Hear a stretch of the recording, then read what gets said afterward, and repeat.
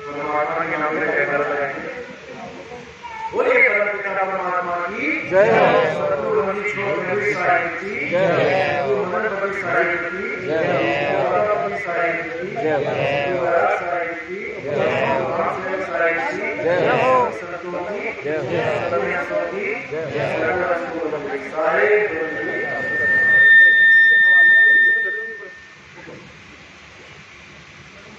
परमात्मा की अपार कृपा हुई इस गाँव में, गाँव वासियों के यहाँ पे गुरु ज्ञान का सत्संग किया गया। बहुत बड़े भाग होते हैं जीवों के जो वो मूल ज्ञान को सुन पाते हैं, और उससे भी बड़े भाग होते हैं जब वो मूल ज्ञान को समझ पाते हैं। क्योंकि मूल ज्ञान के अलावा जितना भी ज्ञान संसार में है वो आपको भक्ति से तो जोड़ सकता है, लेकिन मुक्ति नहीं दे सकता। आप भगत तो कहलाओगे, लेकिन आपकी मुक्ति नहीं हो पाएगी। यानी जिस कार्य के लिए, जिस मेन काम के लिए आप गुरु के पास गए थे, नाम दिया था, वो मेन कार्य पूर्ण नहीं हो पाएगा। हाँ, आपको बार बार इंसानी जन्म मिल सकता है, भगत का जन्म मिल सकता है, या किसी राजा महाराजा का जन्म मिल सकता है, लेकिन आपको मुक्ति नहीं मिलेगी। मुक्ति के लिए केवल एक ही चीज बताई गई है कि सद्भक्ति। एक होता है केवल भक्ति, जैसे कोई मंदिर जा रहा है, कोई गुरुद्वारे जा रहा है तो वो भक्ति कर रहा है, कोई मंत्र जप रहा है, राम राम वाहेगुरु वाहेगुरु कबीर कबीर अल्लाह अल्लाह, वो भक्ति कर रहा है। हम उसको ये नहीं कह सकते कि वो भक्ति नहीं कर रहा है। चाहे कोई कांवड़ की यात्रा भी कर रहा है तब भी उसके लिए उसकी भक्ति है। हम उस पर भी नहीं बता सकते कि वो भक्ति नहीं कर रहा है। हर आदमी अपनी अपनी तरह से अपने अपने गुरु के द्वारा दिए ज्ञान के अनुसार भक्ति कर रहा है, लेकिन सद्भक्ति नहीं कर रहा है। भक्ति और सद्भक्ति में क्या फर्क है, आज किसी पे विचार करेंगे, आज किसी पे निर्णय करेंगे। जैसे आपको बताया कि मूल ज्ञान के अलावा जितना भी ज्ञान है वो केवल भक्ति कहलाता है, यानी उसको हम कहते हैं पवित्र ज्ञान। पवित्र ज्ञान का मतलब है कि किसी भी देवी देवताओं की पूजा में आ गए, या किसी भी मंदिर मस्जिद गुरुद्वारे की पूजा में आ गए, या कोई तीर्थ व्रत कुछ भी आप कर रहे हैं, वो सब पवित्र ज्ञान में आता है। और जो मूल ज्ञान है वो उसको क्या बोलते हैं, वो आत्मज्ञान है। उसमें केवल और केवल लक्ष्य एक ही होता है, और वो है आत्मा। किसकी आत्मा? हमारी आत्मा। इसी के लिए संतों ने बोला कि आत्मज्ञान बिना नर भटके, कभी काबा कभी काशी। अब जब हम काबा और काशी बोल रहे हैं तो फिर काबा और काशी में क्या हो रहा है? नर क्यों जा रहा है काबा में, क्यों जा रहा है काशी में? भक्ति के लिए जा रहा है। काबा का मतलब है जहां मुसलमान जाते हैं अपने अल्लाह को मनाने, अपने रब की पूजा करने, और काशी में हिंदू जाते हैं अपने इष्ट को, अपने भोले शंकर को, अपने राम जी, अपने विष्णु जी को मनाने, उनकी पूजा करने। तो यहाँ पर कबीर साहब ने वाणी में दोनों का फर्क समझा दिया। एक ही लाइन में दोनों तरह का ज्ञान बता दिया। पहले मूल ज्ञान का जिक्र कर दिया, उसके बाद पवित्र ज्ञान। तो कहते आत्मज्ञान बिना नर भटके, ये हो गया मूल ज्ञान। यानी जहां पर लोग पूजा करने जा रहे हैं, जहां पे लोग अपने रब को मनाने जा रहे हैं, उसको एक नाम दे दिया भटके। क्यों बोला भटके? क्योंकि वहां पर जाने के लिए आपको चलना पड़ रहा है। जहां आपको चलना पड़ रहा है इसका मतलब आप अपने परमात्मा को खुद से भिन्न मान के बैठे। यानी परमात्मा कहाँ है? हमारी आत्मा में, और हम उसे ढूंढने कहाँ जा रहे हैं? अपने आत्मा से दूर। इसको साहिब ने बोल दिया भटके।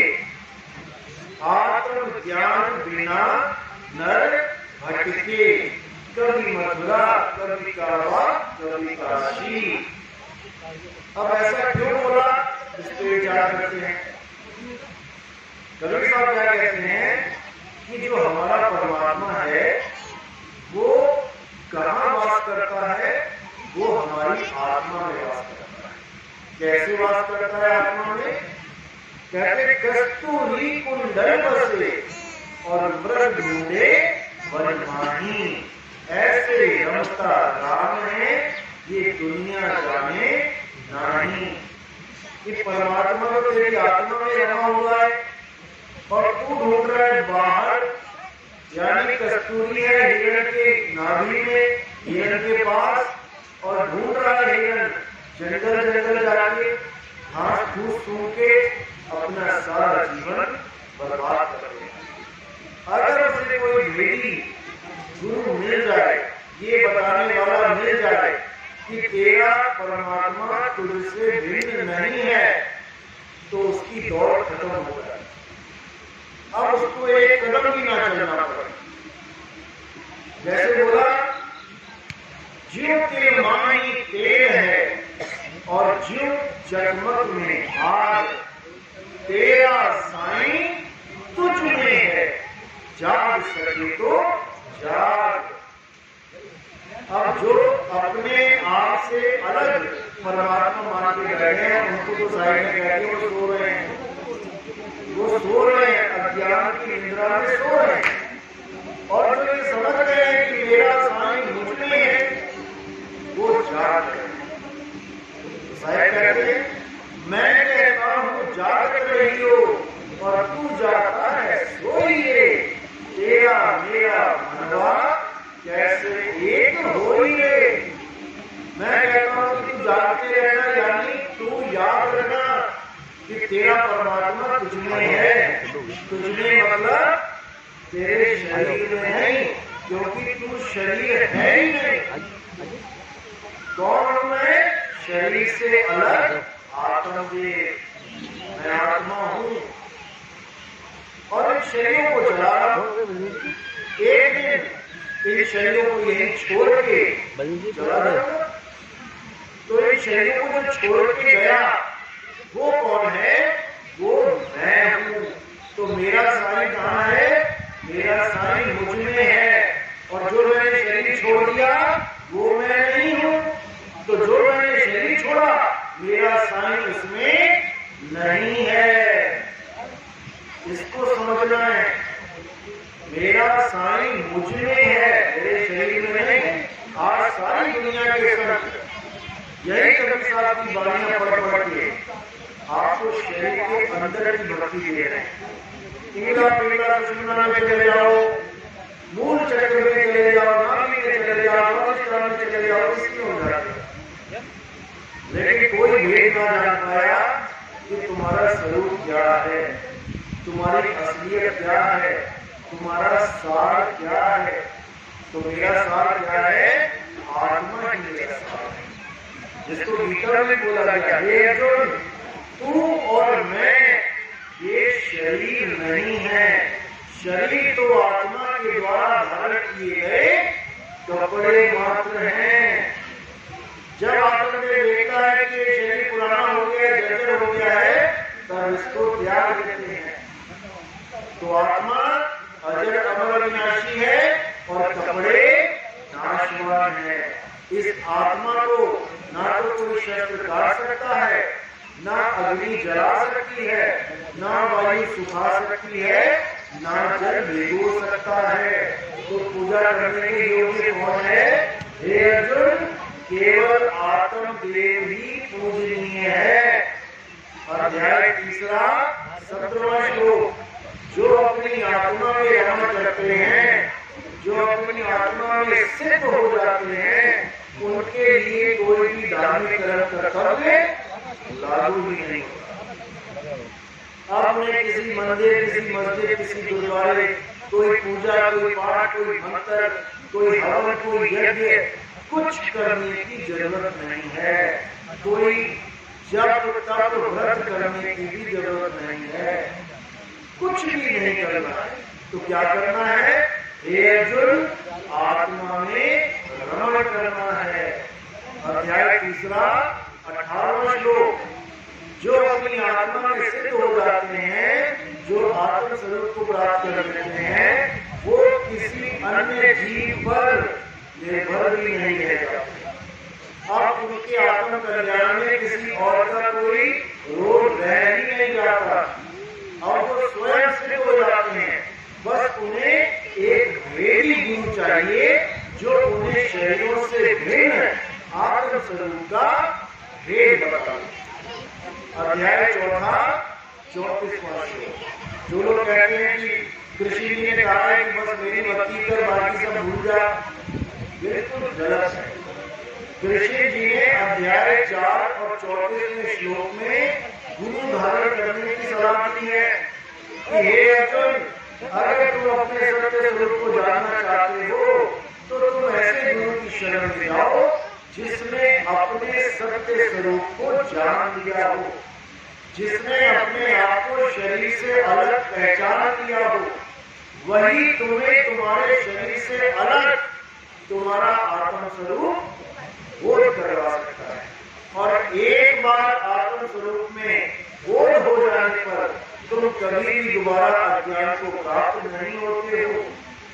यानी जैसे पंखा चलता है तो क्यों चलता है? करंट के द्वारा चलता है।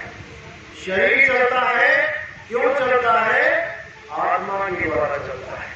पंखे में करंट ना हो और आत्मा में, शरीर में आत्मा ना हो तो दोनों निर्जीव पड़ गए, चल नहीं सकते। तो असली गुरु क्या करता है? असली गुरु पंखे का और शरीर का भेद बता देता है कि ये दोनों ही नाशवान हैं, कपड़े हैं। और पंखे को चलाने के लिए जिस करंट की जरूरत होती है, उस करंट में क्या अनुभूति होती है उसको छूने पे, इसका भी भेद बता देता है। और उस करंट से तुम्हें जोड़ भी देता है। जब तुम्हें करंट का अनुभव हो जाता है तब तुम समझ जाते हो कि करंट का अस्तित्व पंखे से अलग है। पंखे को छूना और करंट को छूना, ये दोनों में जमीन आसमान का अंतर है। पंखे को तुम कितनी बार छू लो, तुम्हें करंट नहीं मारेगा। और करंट को तुमने एक बार भी छू लिया, वो तुम्हें हिला के रखेगा। इसी प्रकार शरीर और आत्मा का भेद है। जो सतगुरु होता है वो तुम्हें शरीरों से अलग जो आत्मदेह है उसकी अनुभूति करवाता है। वो भेद बताता है, वो रहस्य बताता है कि तुम कैसे अपनी आत्मा को जान सकते हो।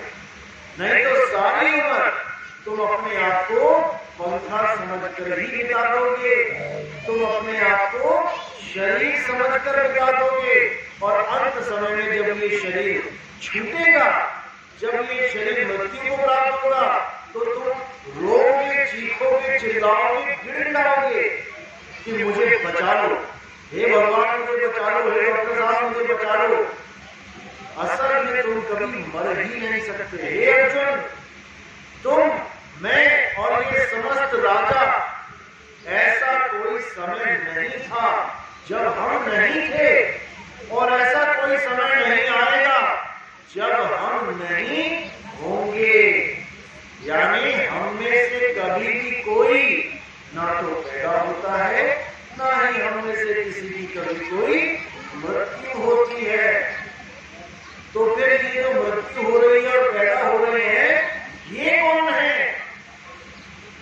क्या ये हम नहीं है? तो फिर हम हैं क्या?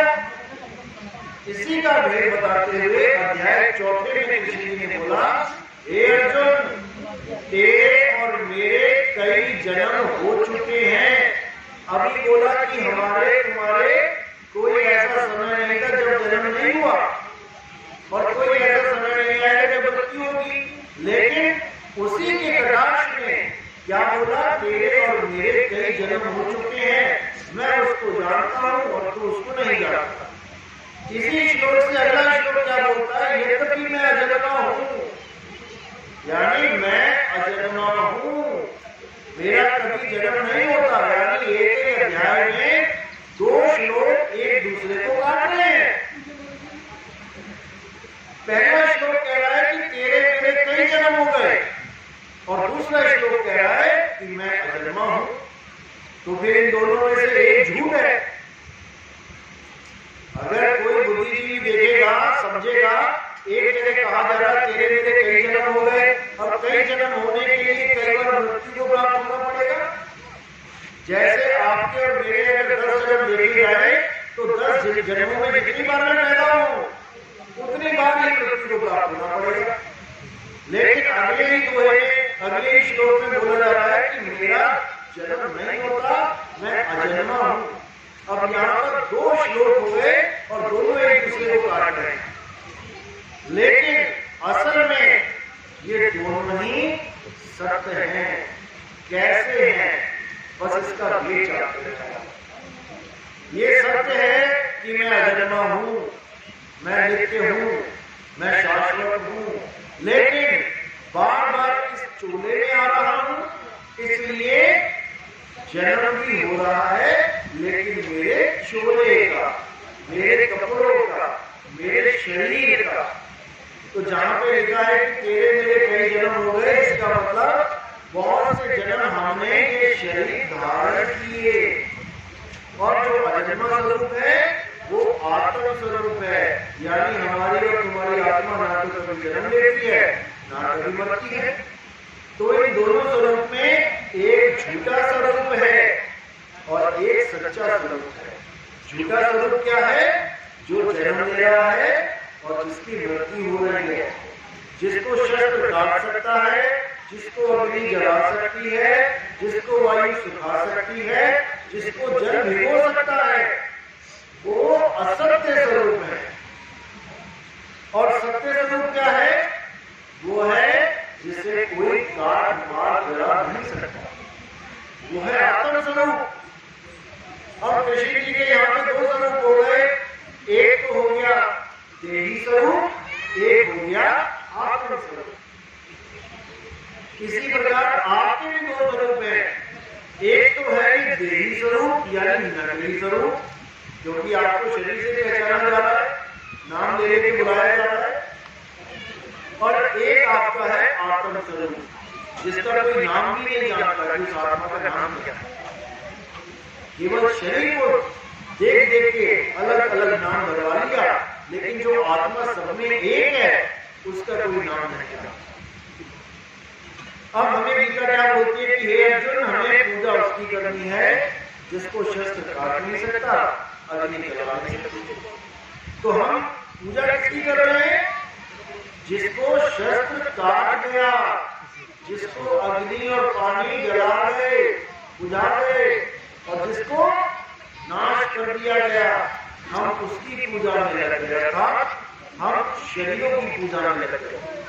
शरीरों की पूजा में लगने पर हम सत्य को कभी प्राप्त नहीं कर सकते, क्योंकि 7वें अध्याय में कृष्ण जी ने भी सब प्रकार के शरीरों को पूजने के लिए मना किया है। हे अर्जुन, जो भूतों की पूजा करता है वो भूतों के लोक में जाता है, यानी भूतों के शरीर की पूजा कर रहे हो तो भूतों में जन्म लोग जाते हैं। जो पितरों की पूजा करता है, यानी हमारे जो पितर चले गए, हम उनकी पूजा करते हैं तो पितर लोक में जाएंगे, उनके शरीरों के बीच आना पड़ेगा। और जो देवताओं की पूजा करते हैं वो देवलोक को जाते हैं, यानी देवताओं के शरीरों की पूजा करेंगे तो हमें देवलोक में स्थान मिल जाएगा।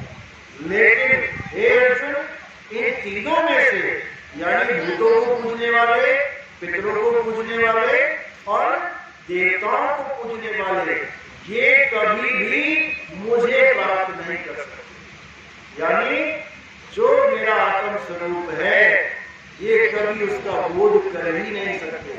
ये मेरी माया में ही पड़े रहते हैं और बार बार ये 184 में भटकते ही रहेंगे।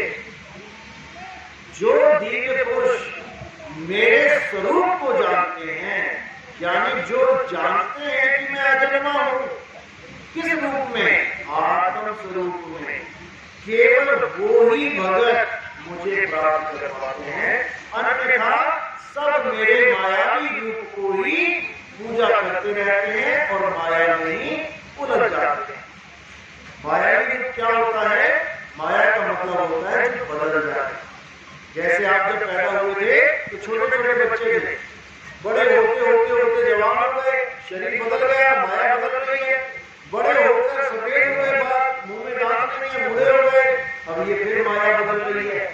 माया बदलती रहेगी, लेकिन तुम नहीं बदलोगे। तुम आत्मा हो, तुम्हारा कभी कोई बदलाव नहीं होगा। हम कह देते हैं कि मैं बच्चा हूँ, मैं बूढ़ा हूँ, मैं जवान हो गया हूँ, लेकिन असल में बच्चा, बूढ़ा और जवान हमारा शरीर होता है, हम नहीं होते। हमारा तो एक पल ना बीता है ना बीतेगा। हम समय से परे हैं, हम आत्मा हैं। हे अर्जुन, आत्मा ही नित्य है, आत्मा ही शाश्वत है। हम अजर हैं और ये देह एक नाशवान कपड़े हैं। इससे पहले कि हमें शरीर छोड़ना पड़े, हमें जानना है कि हम हैं क्या, हमारा स्वरूप क्या है। अगर हमने अपना स्वरूप नहीं जाना और हम देवी देवताओं की, पितरों की, भूतों की पूजा करते रहे, तो हे अर्जुन, ये जन्म निष्फल हो जाएगा। ये 184 के बाद एक जन्म मिला है, ये जन्म बर्बाद हो जाएगा। इस जन्म का एक ही लक्ष्य है, आत्म की पूजा, आत्मा की। तो हे अर्जुन, अगर आत्मा की पूजा करनी है तो किसी भेदी सद्गुरु के पास जाके आत्मा का ज्ञान लेना होता है, और तभी तुम्हें समझ में आता है कि शरीर से अलग में आत्मा कैसे। नहीं तो इसी काया में उलझ के अपना पूरा जन्म बर्बाद हो जाए। तो कबीर साहब भी कहते हैं कि आत्म चीने परमात्म चीने, संत कहा सोए और यह भेद काया से बाहर मुझे प्रदान। कबीर साहब कहते हैं तुम सीधे परमात्मा को ढूंढोगे तो नहीं मिलेगा, तुम्हें पहले आत्मा को ढूंढना पड़ेगा। यानी सीधे घी को ढूंढना है तो नहीं मिलेगा, तुम दूध को ढूंढो, दूध मिलेगा तो दूध से ही घी बन जाएगा। लेकिन तुम कहो कि सीधे घी मिल जाए, कहीं पेड़ पे लटका मिल जाए, कहीं जमीन खोद के मिल जाए, किसी कुएं में पड़ा मिल जाए, तो घी नाम की जो वस्तु है वो कहीं नहीं मिलती। सारा संसार खोज मारो, घी कहाँ छुपा है? दूध में। अब कोई कहे कि दूध में हाथ डाल के घी निकाल के दिखा दो, 10 लीटर दूध रख लिया पतीले में। कोई कहे इसमें घी है, तो कहे निकाल के दिखाओ, हाथ डाल के पतीले रख गया। दूध में हाथ डाल के घी निकालोगे? नहीं निकलेगा। लेकिन इतना ज्ञान है कि है इसी में। तो अज्ञानी जीव कभी भी दूध में से घी नहीं निकाल पाएगा। क्यों? क्योंकि उसे विधि नहीं पता। और जिसको गुरु मिल जाता है, सिखाने वाला, समझाने वाला मिल जाता है, वो उसी दूध में से घी निकाल देगा। अब दूध में से घी है तो उसी में, लेकिन कितने घंटे की दूरी पे है इसको समझना पड़ेगा। दूध को दही बनाने में कम से कम 12 घंटे लग जाएंगे, तो दूध से दही की दूरी है 12 घंटे। अब दही को बना मान चलो 1 घंटे में मक्खन निकाल दिया, तो मक्खन की दूरी दूध से हो गई 13 घंटे। अब मक्खन को गर्म किया और उसमें से घी निकाला, माना 1 घंटे में, तो दूध से घी की दूरी 14 घंटे हो गई। अब दूध में से घी 14 घंटे में निकल सकता है, लेकिन है उसी में। इसी प्रकार परमात्मा हमारी आत्मा में ही है, लेकिन हमसे कितनी दूरी पे है? जब आप साधना करोगे, जब आप भक्ति करोगे, जिस दिन आपने भक्ति शुरू करी और जिस दिन आपको परमात्मा का अनुभव हुआ तो परमात्मा हमसे उतनी दूर हो। अब किसी को जल्दी मिलेगा, किसी को दूर में मिलेगा, तो इसका मतलब दूरी आगे पीछे है, बिल्कुल है। वो किस पे निर्धारित करेंगे कि कितना दूर है कितना पास है? वो निर्धारित करेंगे तुम्हारी सूरत पे, तुम्हारे ध्यान पे, कि तुम्हारा ध्यान कितना फंसा है संसार में। जैसे अर्जुन को बोला कि निशाना लगाओ, अर्जुन ने निशाना लगाया, उसकी आंख सीधे पक्षी की आंख को देख रही है। अब दूसरों से बोला तुम दिखाओ क्या क्या दिखता है, किसी को पूंछ दिखाई दे रहा है, किसी को पंजे दिखाई दे रहे हैं पक्षी के, किसी को पेड़ फल फूल दिखाई दे रहे हैं। अब निशाना तो सामने है, लेकिन उस निशाने में लगाने पर निशाना पता नहीं कितना समय लग जाएगा। इसी प्रकार तुम्हारी सूरत जब तक संसार में भटक रही है परमात्मा तुमसे दूर है, और तुम्हारी सूरत जब उसके चरणों में लग गई तो परमात्मा तुम्हारे पास है। वो को कहाँ ढूंढने बंदे, मैं तो तेरे पास में, बिल्कुल पास में, लेकिन दूर क्यों है? क्योंकि सूरत फंसी संसार में, तासे पड़ गई दूर। और सूरत बांधे स्थिर करो, आठों पहर हुजूर। जब आठों पहर तुम सूरत को स्थिर करना सीख लो। पूजा पाठ की बात नहीं कर रहे हैं, पूजा पाठ में 8 पैर कर नहीं सकता। कोई कहे ध्यान लगा के बैठे तो 8 पैर ध्यान लगाओगे क्या? 8 पैर का मतलब होता है 24 घंटे। 24 घंटे ना तो कोई मंदिर में घंटी हो जा सकता है, ना 24 घंटे कोई आरती गा सकता है, ना 24 घंटे कोई नाम जप सकता है। तो फिर 24 घंटे की भक्ति कैसे होगी? सुमिरन की सुध यूं रहे, जीव गागर परिहार, बोले डोले सूरत में, कहे कभी विचार। तुम 24 घंटे किसी पनिहारी को चला दो जो सिर पे घड़ा लेके चल रही है, अब वो घड़े को कितनी देर याद रखेगी? 24 घंटे में 24 घंटे में वो कितनी देर याद रखेगी? अपने घड़े को मेरे सिर पे घड़ा रखा है, 24 घंटे चलेगी तो 24 घंटे रखेगी। अब ना तो उसने कोई नाम जपा, पनिहारी पानी लेने जाती है सिर पे घड़ा रखे तो क्या नाम जपती हुई जाती है? कोई घड़ा घड़ा घड़ा घड़ा घड़ा, घड़े को याद करने के लिए कोई नाम लेना पड़ रहा है? उसे नहीं लेना पड़ रहा है। उसकी सूरत सीधे घड़े में लगी है, उसका ध्यान घड़े में ही लगा है। ऐसे ही परमात्मा को याद करने के लिए परमात्मा का नाम नहीं जपना पड़ता। जो नाम जपते हैं परमात्मा उनसे सदा दूर रहता है। सबसे बड़ी दुविधा तो ये है, जो परमात्मा को पाने के लिए नाम जपते हैं परमात्मा उनको सारे जीवन में नहीं मिलता। क्यों नहीं मिलता? क्योंकि सारे क्या कह रहे हैं? वो को कहाँ ढूंढे बंदे, मैं तो तेरे पास में, खोजी होए तुरंत मिल जाऊं, एक पल की तलाश में, नाम जप में, नाम जप में, नाम जप में। अगर तुम जप रहे हो तो तुम्हें मिलने वाला नहीं। ये जपना छोड़ दो, इसको बिल्कुल छोड़ दो, तब भले तुम्हारा विवेक जग सकता है और तुम उस वस्तु को ढूंढने के लिए कुछ हरकत करो जो वस्तु तुम्हारे पास है।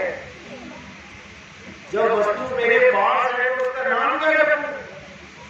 क्यों ना ऐसा ढूंढ लूं जो मेरे पास पड़ी वस्तु को मुझे बता देता है और मैं सीधे उस वस्तु के कॉन्टेक्ट में आ जाऊं। बस हमें ऐसे ही खोजी होए तुरंत मिल जाऊं, एक पल की तलाश। खोजी होगा तो गुरु के पास जाएगा, गुरु के पास गया तो वेद पूछेगा, गुरु जी मुझे बताओ वो कौन सी वस्तु है मेरे पास है लेकिन मुझे मिल नहीं रही है। तो गुरु उसको इशारा करेगा, सहन देगा, क्योंकि वस्तु को प्राप्त करने के लिए इशारा काम आता है और मंत्रों को जपने के लिए ये जीभ काम आती है।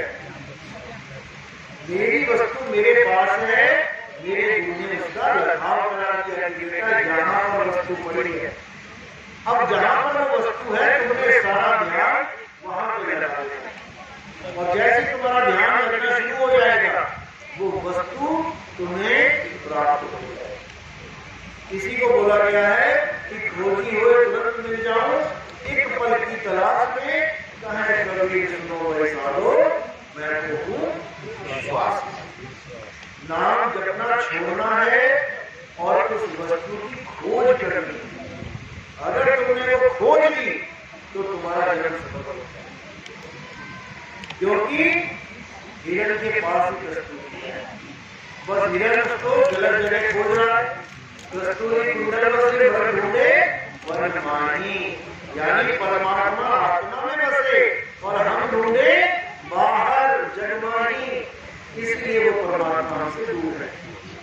तो जो मेन चीज है वो ये है कि जब लगना चीजों के आकर तब लगना मेरी है परमात्मा। जब तक तुमने आत्मा की खोज नहीं करी, यानी अपने शरीर से अलग अपना अस्तित्व नहीं जाना, तब तक तुम्हें परमात्मा का दीदार हो ही नहीं सकता। तुम्हें वापस लेक्चर में जाना पड़ेगा, वापस जन्म में आना पड़ेगा, कोई दूसरा रास्ता नहीं है। तो इसीलिए कबीर साहब ने सबसे बड़ी महिमा किसकी गाई है? परमात्मा से भी बड़ी महिमा किसकी गाई है? गुरु की।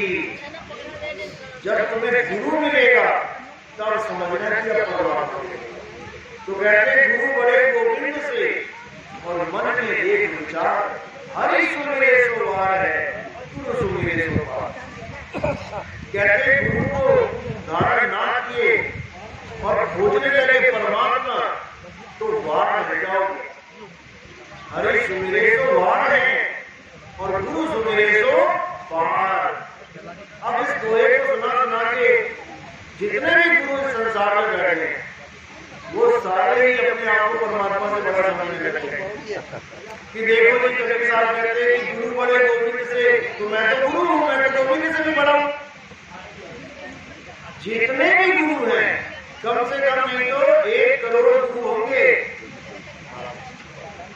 कम से कम 1 करोड़ गुरु होंगे भारत में, और सारे ही गोविंद से बड़े बने बैठे हैं कि भैया हम गोविंद से बड़े हैं।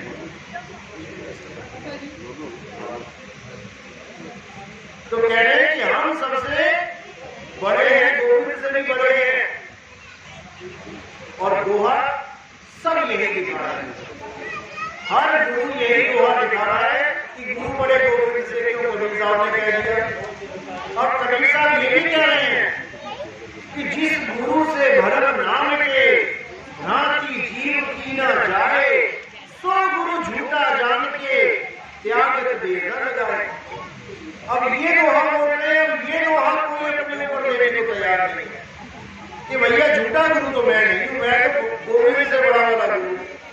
अब ये कैसे निर्णय हो कि जिस गुरु ने ये दोहा सुना के तुम्हारे मन में अपना जो तस्वीर है वो गोविंद से भी बड़ी बना दी, वो उस लायक है भी नहीं कि उसको हम गोविंद से बड़ा कहें।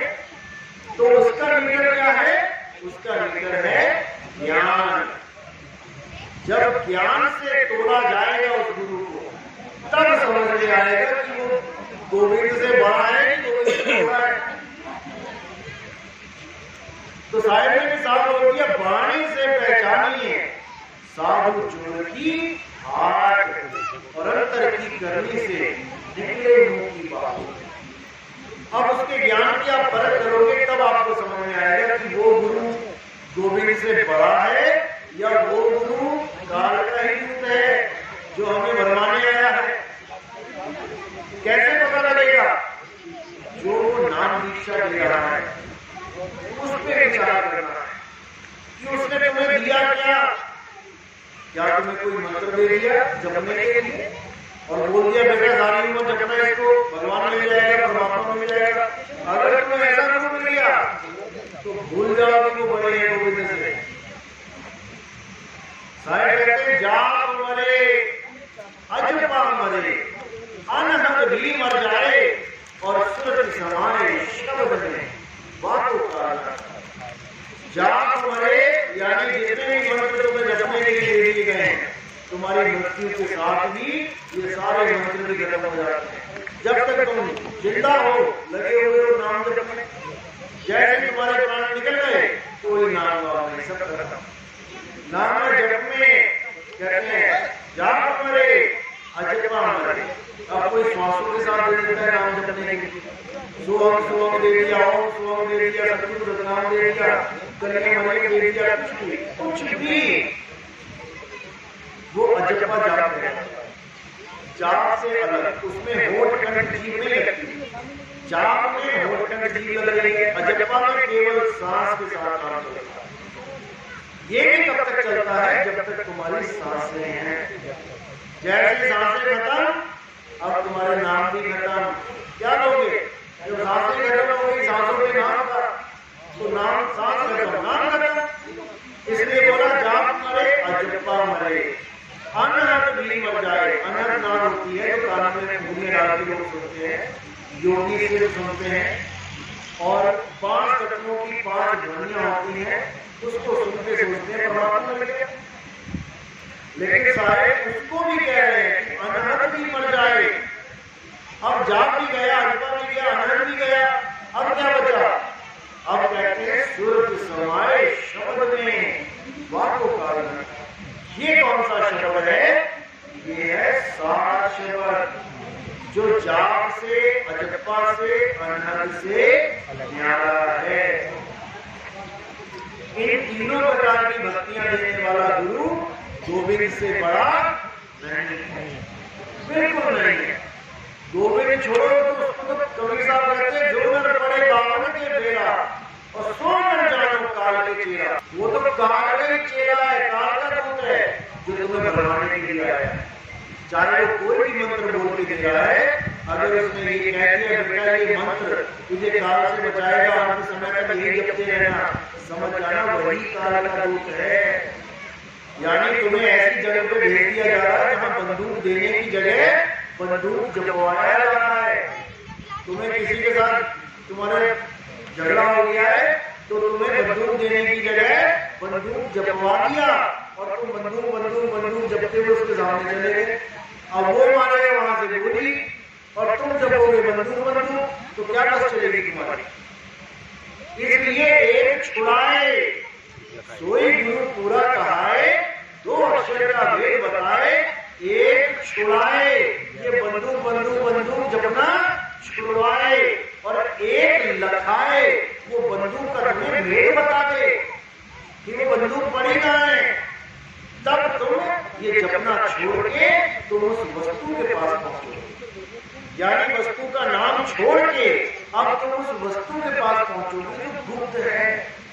तो सारे कहते हैं वस्तु कहीं और ढूंढे कहीं, कैसे लागे हाथ और गुप्त वस्तु तब मिले, भेदी लीजिए साथ। जपी तपी सन्यासी गुरु नहीं करना है, भेदी गुरु करना है, जो तुम्हें भेद बताए, रहस्य बताए। जपी तपी सन्यासी तो कबीर साहब से पहले कितने थे? कबीर साहब को आने की क्या जरूरत है दुनिया में? अगर जपते ही परमात्मा मिलता है तो सतयुग से जपते ही तो आ रहे हैं। अरे सतयुग में भी इतना नाम जपा तब भी मुक्त ना हुए, आगे त्रेता में इतने नाम जपे फिर भी मुक्त नहीं हुए, आगे द्वापर में इतने नाम जपे तब भी मुक्त नहीं हुए, आगे कलयुग में देखो बैठे हुए सारे कलयुग में कहां से होते गए, अपने नाम नहीं जपा। अगर अब भी वही नाम जपोगे तो दोबारा फिर यही बैठे होगे। इसलिए अब क्या करना है? जो गलतियां पहले करी हैं अब नहीं दोहरानी। पहले कौन सी गलतियां करी हमने? हम जपी तभी सन्यासी बन गए। ना कोई नाम जपना है, ना अपने शरीर को कष्ट देना है, ना तपस्या करनी है, और ना ही घर बार छोड़ के सन्यासी बन जाना है, जंगलों में चले जाना है। ये तीनों काम छोड़ देने हैं। अब क्या करना है? गुप्त वस्तु तब मिले, भेदी के साथ। अब हमने भेदी गुरु को धारण करना है जो हमें भेद बताएगा कि बेटा तू इस शरीर से अलग है, तू कौन सा नाम जप रहा है, उस नाम जपने से तेरा होगा क्या? तू तो अमर है, नाम जपने कौन सी तुझे अमरता मिल जाएगी? ना तो शरीर अमर हो पाएगा, ना तेरे तेरी भक्ति हो पाएगी, क्योंकि तू तो अमर है। तो नाम जपने का कोई फायदा ही नहीं मिल पाएगा। इसलिए अपनी जब तक छोड़ना है और वेद गुरु से अपनी आत्मा का वेद पता करना है। एक छुड़ाए, ये सारे अक्षर बोलने वाले छुड़ाए, एक लखाए, हमारी आत्मा लखाए, हमें आत्मज्ञान से तब प्राणी घर को जाए, तब वो प्राणी अपने घर को पहुंच जाता है।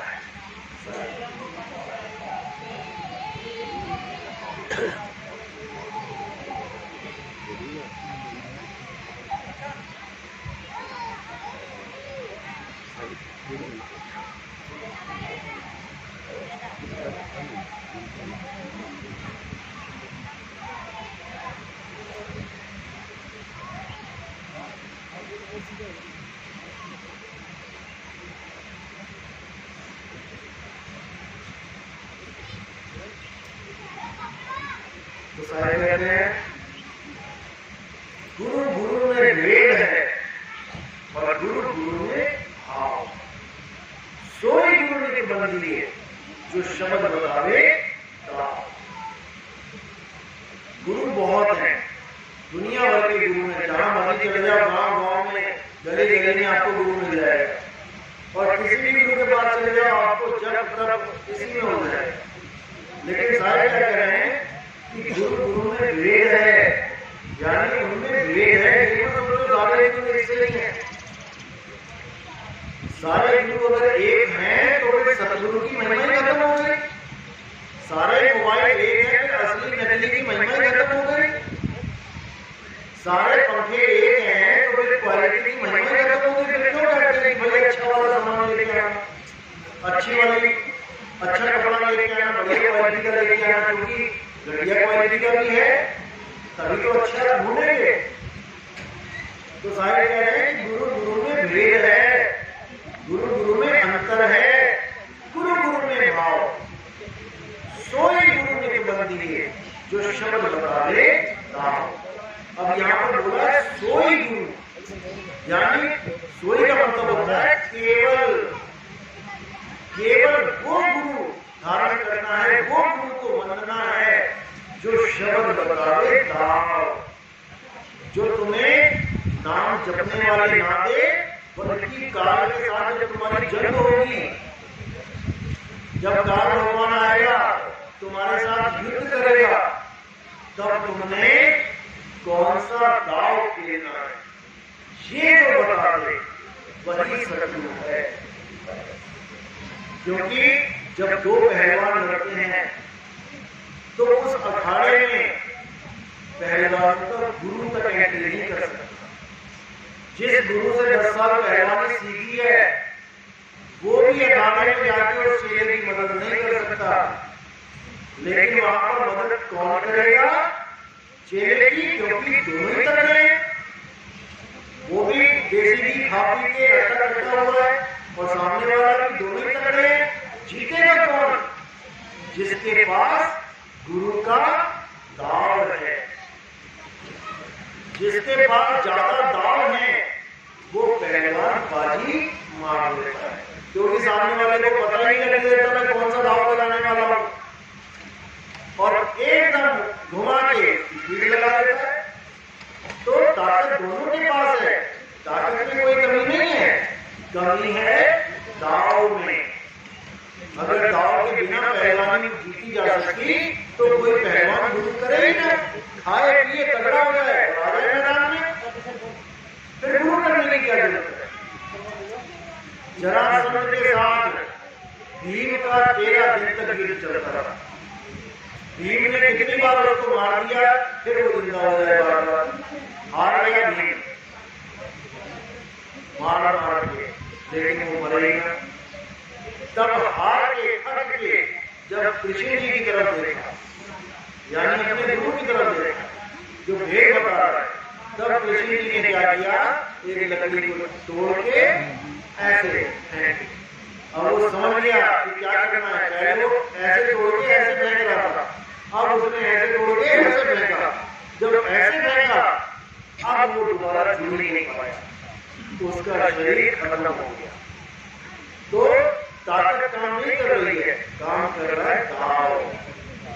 तो इसलिए कबीर साहब ने उस गुरु की महिमा गाई है जो आपको दाव सिखा दे।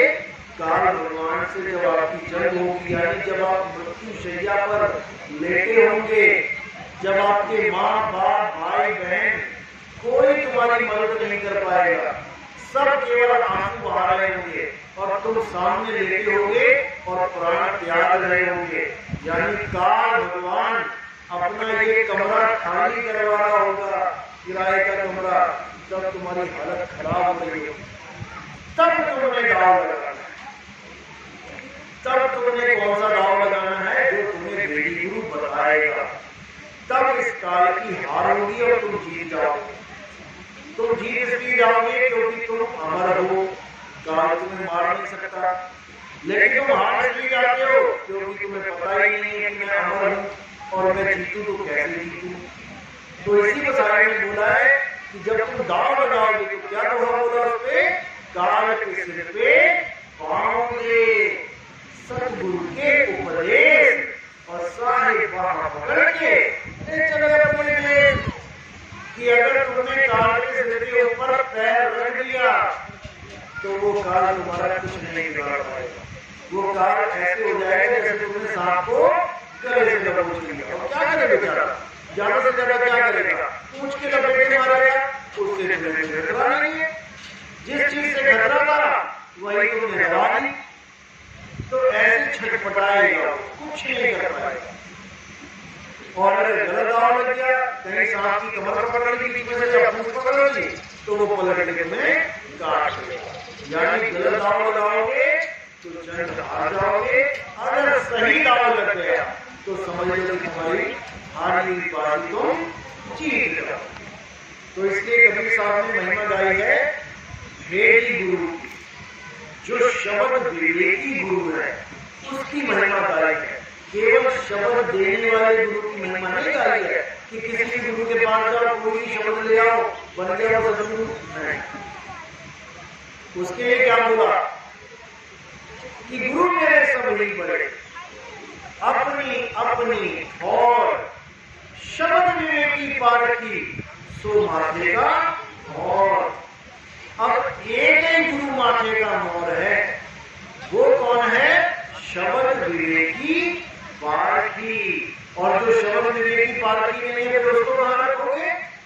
उसको तो मोर बना नहीं सकते, तो उसको क्या करना है? हमें छोड़ देना है, उन गुरुओं को छोड़ देना है जो शब्द विवेकी पारखी नहीं है। जैसे आप पढ़ाई करते करते करते पीएचडी में गए, तो पीएचडी में इसलिए पहुंच पाए क्योंकि अधूरे जो गुरु थे, जो पुराने गुरु थे, जो नीचे के लेवल के गुरु थे, उनको आपने छोड़ के आगे बढ़े, इसलिए आप पीएचडी कर पाए।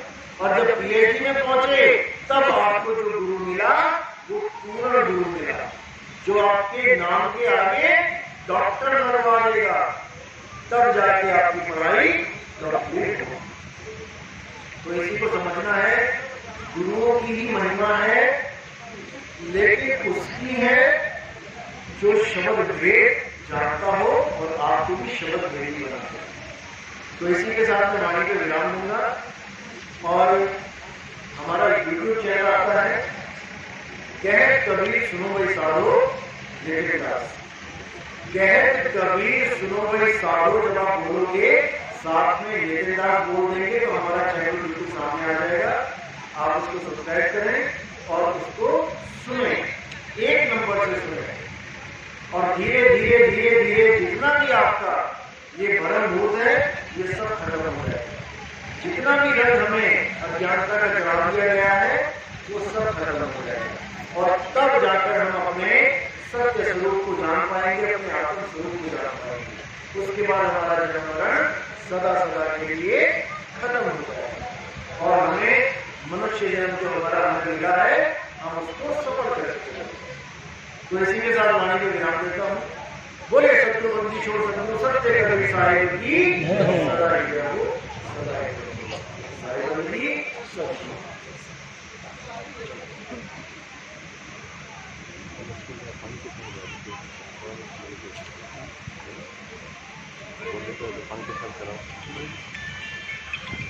जो भगत सत्संग सुन रहे हैं हमारे यूट्यूब पे, उनमें से कोई नाम लेना चाहता है तो बात करें, प्रथम दीक्षा को लेना चाहता है जो हमारे सत्संग सुन रहे हैं, क्योंकि बिना सत्संग सुने हम लोग नाम दीक्षा नहीं देते। पहले सत्संग सुनवाते हैं, 50 सुनो, 60 सुनो, 100 सत्संग सुनो, धीरे धीरे जब धीरे जागृत हो तब नाम दीक्षा, ऐसे नाम दीक्षा नहीं देते।